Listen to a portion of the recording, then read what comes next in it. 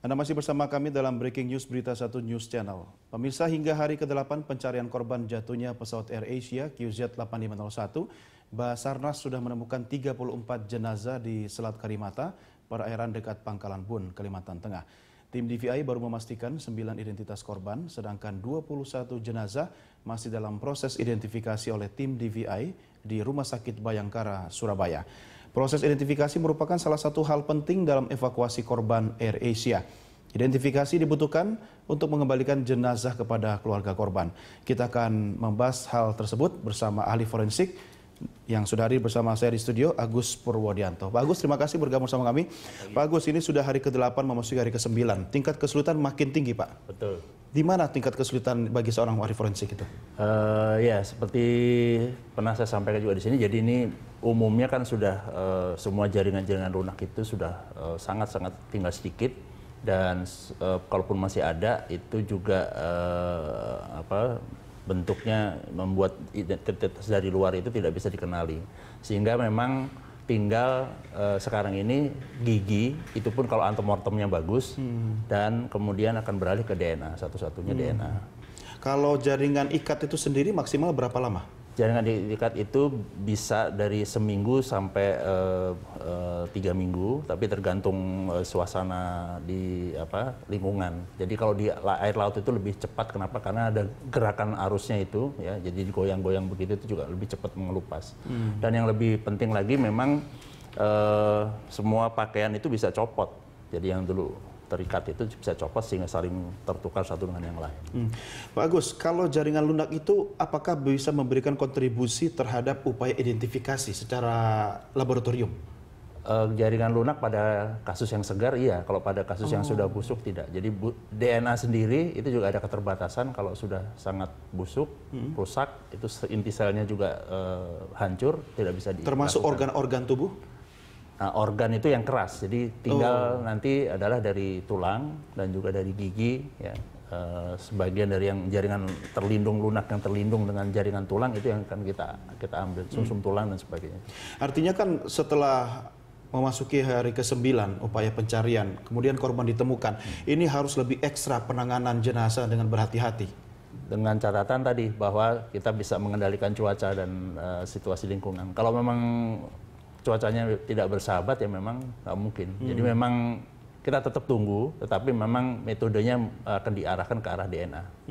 Bagus, ahli forensik ini kan bekerja setelah menerima jenazah. Ya. Dia tidak ikut dalam proses pencarian atau evakuasi jenazah dari lokasi musibah ke tempat ahli forensik bekerja. Nah, ini kan harusnya ada SOP yang dipatuhi oleh semua tim yang tergabung dalam tim evakuasi ketika menerima jenazah dalam kondisi tertentu agar tidak mengalami kerusakan lebih parah. Ya, kerjasamanya sudah sangat baik antara teman-teman Basarnas dengan DVI, sehingga dengan demikian mereka yang diterjunkan pasti sudah memiliki pelatihan dan juga ada form-form kendali yang dipakai untuk supaya istilahnya rantai pembuktian itu bisa dipertahankan. Penanganan khusus seperti apa, Pak Agus, yang harus dipatuhi dalam kondisi jenazah itu seperti ini? Ya, sedapat mungkin setelah didapat itu tanpa membahayakan si penyelamat ataupun pengevakuator itu dimasukkan dalam kantung mayat, kemudian yang di Pangkalan Bun itu melakukan satu pemeriksaan awal, initial assessment untuk mengecek data awalnya, nah kemudian dibawa ke Surabaya. Pemeriksaan awal ini apakah melakukan pembedahan? Enggak ya? Tidak. Secara dari luar saja? Ya, di Surabaya pun juga tidak. Hanya memang kalau kita bicara pembedahan, kan karena kondisi jenazahnya juga sudah terkelupas dan sebagainya, itu tinggal jaringan lunaknya, terus mungkin isi jaringan perut dan organ-organ dalam itu juga mungkin ada yang sudah terlepas, itu ya relatif tidak dilakukan. Tapi kalaupun ada, itu umumnya dan sama seperti yang kemarin disampaikan oleh pimpinan DVI juga dilakukan kepada pilot dan co-pilotnya. Karena memang kita akan ngecek pembedahan itu untuk kemungkinan apakah ada racun tertentu yang bisa berkontribusi untuk itu. Ya. Seberapa besar, Pak Agus, pengaruh udara ya dalam kondisi kelembaban tertentu, misalnya terhadap saya tidak tahu memilih istilah yang pas untuk kondisi jenazah. Apakah memang ada level-level tertentu yang menggambarkan dalam tanda petik ya kualitas jenazah itu seperti apa? Sangat tergantung pada lingkungan dan kondisi jenazah itu sendiri dan juga tadi ya internal maupun juga aliran yang ada dan lingkungan dan juga hewan-hewan pemakan yang ada di situ. Jadi memang umumnya kalau udah selain nggak bisa dikenali, memang kalau dia terlindung berarti kan relatif lebih bisa bertahan jaringan lunak tersebut. Tapi kalau aliran airnya deras begitu atau dia sempat mengapung kemudian dia meletus, kita turun lagi ke bawah, itu akan lebih susah. Jadi memang dalam konteks, maksudnya udara yang ini kan sekarang kondisi cuaca sedang cuaca maksudnya, ya. Jadi justru itu, jadi cuaca ini pengaruhnya dalam bentuk aliran itu kan ada gesekan dan juga memang dengan berlalunya waktu nggak bisa ditolong, nggak bisa dievakuasi dalam waktu awal. Artinya ketika korban ini kemudian diambil dari dasar laut, pasti berbeda kondisinya dan waktu penanganannya ketika misalnya ada musibah di darat begitu ya. Ya, perbedaan yang sangat signifikan Pak Agus antara korban di darat sama di laut. Ya di darat juga kalau misalnya longsor kita sangat itu gunungnya atau bukitnya sangat terjal dan banyak juga. Yang penting itu soal waktu. Jadi semakin cepat ditemukan itu semakin bagus untuk bisa diidentifikasi. Ini kan kita berharap bahwa posko DVI seharusnya ada di Pangkalan Bun ya. Sebaiknya dengan kalau melihat hitungannya, menurut saya lebih bagus juga demikian. Jadi dilakukan di sana karena toh sudah bisa diprediksi, memang bentuk postmortemnya katakanlah itu dilakukan di sana. Nah kemudian nanti masalah DNA bisa dikirim belakangan untuk lebih teliti dan juga yang penting rekonsiliasinya itu antara antemortem dan postmortem itu yang paling dekat dengan keluarga. Tidak memberatkan keluarga. Dan dalam hal ini memang keluarga sebaiknya tetap sabar karena memang tingkat kesulitannya masih cukup besar dalam cuaca. Ini proses masih berlanjut dan sampai hari ini masih ada 21 jenazah yang sedang melalui proses identifikasi Pak Agus. Tapi ketika jenazah kemudian diberangkatkan dari Pangkalan Bun menuju Surabaya, itu kan menggunakan pesawat udara dan mengalami kondisi di mana ada tekanan udara juga, kemudian ada hal-hal yang berbeda ketika berada di darat. Ini bagaimana nih Pak? Nggak terlalu berpengaruh sebenarnya karena toh pada akhirnya semua kan dalam bentuk identifikasi yang utama. Untuk ke arah sebab kematian dan sebagainya itu tidak terlalu relevan kecuali untuk pilot dan co-pilot. Kenapa begitu? Karena sekali lagi, jadi penumpang itu kan faktor untuk andil dalam kecelakaan katakanlah dalam hal ini kan sedikit. Tapi kalau pilot dan co-pilot itu memang itu ada juga prosedur internasional.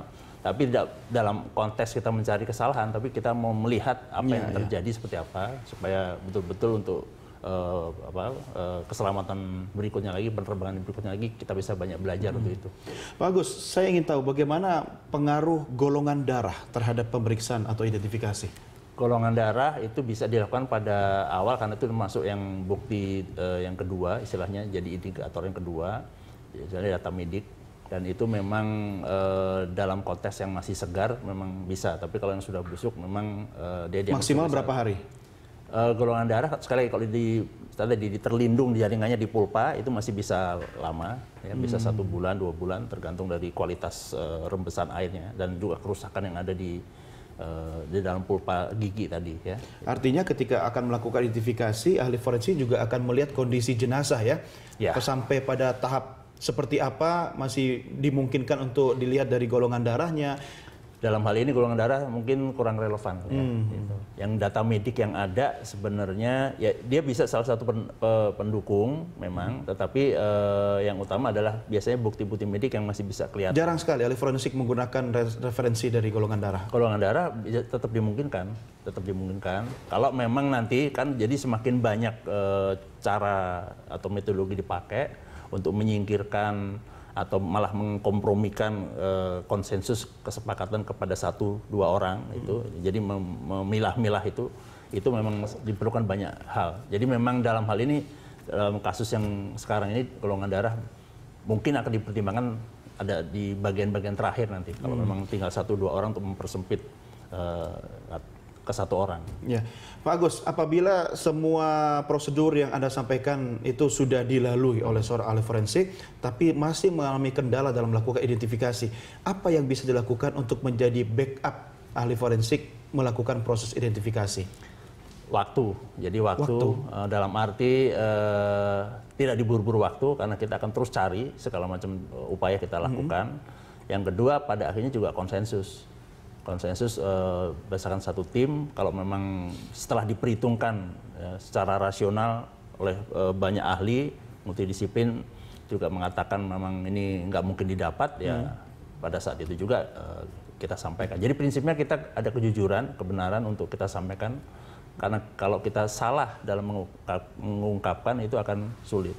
Nah, satu lagi metodenya adalah yang dinamakan eksklusi. Jadi eksklusi artinya ya kita hanya mengatakan kalau yang misalnya katakanlah ada 150 sudah teridentifikasi, 5 belum, katakanlah ya 5 ini ya pasti yang sisanya. Gitu. Nah itu yang kita dengan cara yang eksklusi. Tapi itu yang paling terakhir. Ya, tapi kan waktu sebenarnya kan berkejaran dengan kondisi suasana duka keluarga korban ya. Betul. Tapi ketika soal ahli forensik diberikan kebebasan waktu, itu lebih memungkinkan, lebih baik lagi. Betul. Apakah ada kemungkinan perbedaan hasil, Pak Agus, dari proses waktu identifikasi yang sangat singkat, kemudian dilakukan identifikasi ulang dengan waktu yang lebih fleksibel, ada kemungkinan berubah hasilnya? Bagi yang sudah teridentifikasi tidak ada pengaruh. Tidak mungkin ada. Ya, tapi kalau yang belum teridentifikasi, nah kita memang kalau diberi satu jeda dan juga dalam konteks tadi rekonsiliasi antara antemortem dan postmortem yang khas dan disepakati oleh satu tim.